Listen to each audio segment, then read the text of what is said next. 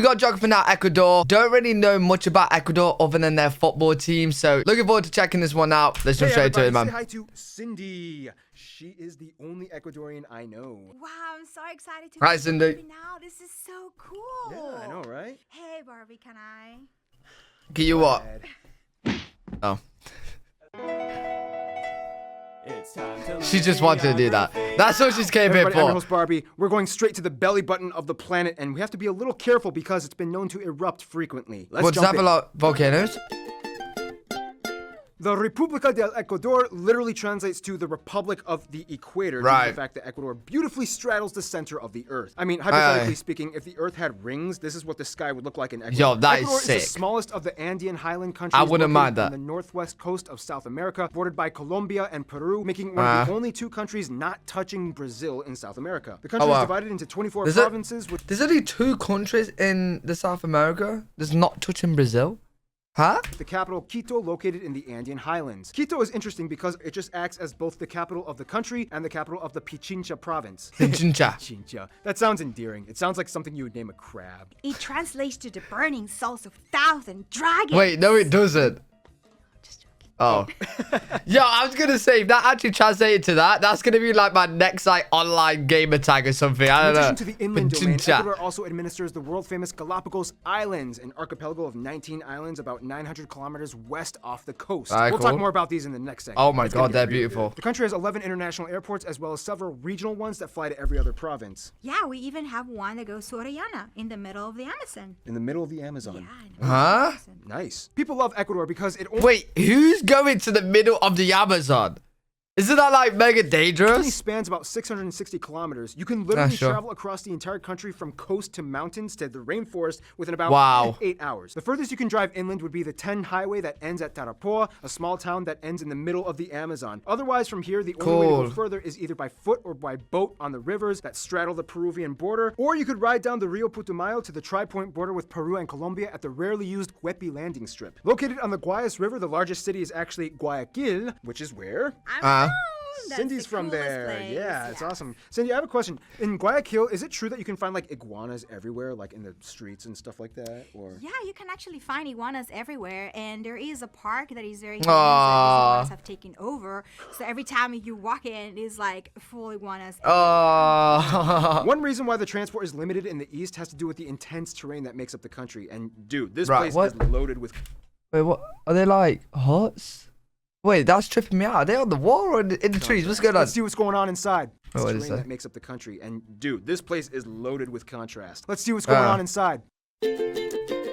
Oh, this is gonna be a good one. Ecuador is kind of like a mini Colombia and Venezuela in which you have the same general geographic regions. Cindy, tell them what they are. Okay, so we have 4 regions in Ecuador. They're called La Costa, which is like by the border by the beach. We have La Sierra, where the Andes, the mountains are. La El Sierra. Oriente, which is the Amazon part of like the Ecuador. And Nice. then we have the Insular, which is Galapagos Islands. Each of these regions offers a Wow. radically distinct climate, elevation, biodiversity, and topography that deviates from the others. One thing for sure, though, is that Ecuador is home to one of the highest concentrations of volcanoes on the planet, both active and dormant. As it sits on the ring of fire in the northern volcanic zone in the Andes, and thanks to the subduction of the Nazca Plate under the South American Plate, Ecuador is subject to regular volcanoes and seismic activity. The Sangay and Reventador volcanoes just erupted in 2016, and volcanoes and seismic activity. The Sangay and Reventador volcanoes just erupted in 2016, and Cotopaxi, probably the most famous volcano in Ecuador, remains in a restless state. Wait, it erupted in 2016? Like, how powerful was it then? Andes highlands are generally chillier with steep, fertile valleys with farms and ranches irrigated with the snowmelt from the mountains. The coastal areas enjoy flatter land and beaches where people love to surf. The inland Amazonia region is heavily dense with plants and wildlife, making Ecuador the world's most biodiverse country per square kilometer on the planet. Gotta love the Amazon, always boosting your credentials. Hey Cindy, you've been to the Galapagos, right? Yes. What was it like? It's a really beautiful place. Just don't ever stop on sea lions. They'll bite you. They'll bite you. Ugh. However, this place Right, does no come with a taken. few guidelines. If you visit the Galapagos, though, just remember you are not allowed to touch any of the animals, but the animals are allowed to touch you if they want. And a lot of them actually do, since they've never experienced any real threat from humans. Penguins. Wait. First of all, he's got his hand on the penguin. He's touching the penguin. The penguin's not touching him, right? But I can't touch the animals, but the animals can touch me. Is it like me touching the animal? I'm a little bit confused there. Will literally just snuggle up to you. When it comes to resources, Ecuador is all about 4 things: oil, That's so bananas, cute. wood, and flowers. Oil makes up over 40% of exports and provides over a quarter in public sector revenue. The problem is that most of the oil plots are leased in the eastern Amazon regions, so there's always a conflict with preservation. At around 25% of the global output, Right. Ecuador is also the world's largest banana exporter. Go Oh, ahead, wow. check that sticker on your banana. You have a 1 in 4 chance of it coming from Ecuador. Agriculture allows Ecuador to have an incredible selection of produce for some of their top-notch cuisine, such as We have guatita, we have seco de chivo, we have arroz con menestra, Oh. we have fritada and locro de papas. So there's so many. Oh yeah, I know.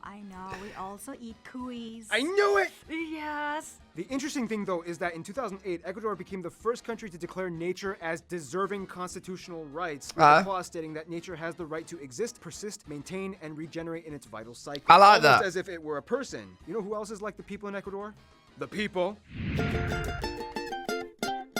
Once you meet an Ecuadorian, you will never forget them. First of all, the country has about 16.2 million people, and about Decent 70% amount. are mestizo. Whites and blacks and Amerindians each make up about 8% respectively, and the remainder Cool. are other groups like East Asians. Keep in mind, the white population also sometimes includes Middle Eastern peoples, predominantly Lebanese and Palestinians, some Muslim and some Christian. Yes, that's right, there are Christian Palestinians. They do exist. Of course, Spanish is the official language. and it's been Español. said that Ecuadorian Spanish is one of the smoothest and easiest to understand, which Right. is one of the reasons why Ecuador is consistently ranked one of the top expat destinations in the planet. You know, in addition to quality of life, cheap living costs, and decent Wow. pay. In certain areas, you can That actually hotel get a room was three-course meal insane. for like $3. Huh? Quality of life, cheap living costs, and decent pay. In certain areas, you can actually get a 3-course meal for like $3. Speaking of which, after Bro, I'm going on holiday to Ecuador, mate. What the? the economic crisis in 2000, they switched their currency from the sucre to the dollar. In addition to Spanish, though, there are 14 indigenous languages that are recognized and established as regional languages, even though less than 10% of the population speaks them. The most prevalent of them Right. being Quechua, spoken in the Andes, and Shuar, spoken in the Amazon. The government is actually trying to preserve the Quechua language by instituting Quechua programs and translations on TV, which most Ecuadorians are kind of like, okay, sure, whatever. Fun side note, Greedo from Star Wars actually speaks gibberish Quechua. Even though they are few, far, and wide in dispersion, you can actually tell which tribe a person is from by what type of clothing they wear. For example, Otavalos, Salasacas, Saraguros, the Cañaris, the Shuar, and a ton of others. The thing about South America is that the further south you go along the Andes, the more indigenous the population gets. Right. Until you hit Bolivia, where over 60% of everyone is Amerindian. Then it just kind of stops. Ecuador is kind of like the Andes Amerindian starting point. Along the northwest coast, you find the largest black population in the Chota and Esmeraldas regions, which have developed their own unique African-influenced Ecuadorian culture. Mountain folk are sometimes referred to as serranos, and costa folk are called monos? Really? Cindy, doesn't that mean monkeys? Monos? Yeah, it does mean monkey, and we kind of go with it. So but so you just kind of got cool with it over time? yeah, that's right. Barbie. Ooh. Culture-wise, again, it really depends on what region you're in. An Amazonian Ecuadorian will have a different set of value systems than a coastal or highland Ecuadorian, but of course, one thing that everyone can attest to is the structure of the family. As a predominantly Right. Christian nation with the largest denomination being Catholics, many families value the godparent system in which godparents are actually expected to provide both financially and psychologically to their godchildren. Huh? Hey yo, if I'm there, you are not making me a godparent. I am not supporting financially to a child that isn't mine, but is, you know what I mean? Like, nah, it happened to you. But on the other hand, if I had a godparent, aren't you getting like two? It's not bad for the kid. It's not bad for the kid, but the guy. Otherwise, Ecuadorians everywhere are hardworking with one of the lowest unemployment rates in Latin America. Oh, wow. Enjoy doing Cool. their own projects on the side. They're really good at avoiding drama, which brings us to... Like mentioned in the Colombia episode, Ecuador is like the entrepreneur little brother that kind of went off and created his own little company while the rest of the family was screaming and throwing plates at each other. Nonetheless, Ecuador has changed quite a bit in the past few decades. With the rise of the new president and semi-new wave socialist agendas, they soon became friends with Iran and are hence supporters of the Assad regime in Syria. The left-wing socialist politics by default also kind of makes them closer to the other countries that fall under the banner of new socialist governments like Venezuela and Cuba and Bolivia. They have a love-hate relationship with the US and Spain, since politically they have to kind of oppose capitalist imperialism, but at the same time, so much of their business and trade and tourism dollars come from these two countries. Of course. Money talks. Of course. Nonetheless, like mentioned before, as part of the term, I made up the Ecove Alliance. Ecuador's best friends would probably be the fraternal twin siblings Colombia and Venezuela. These three have gone through so much in the...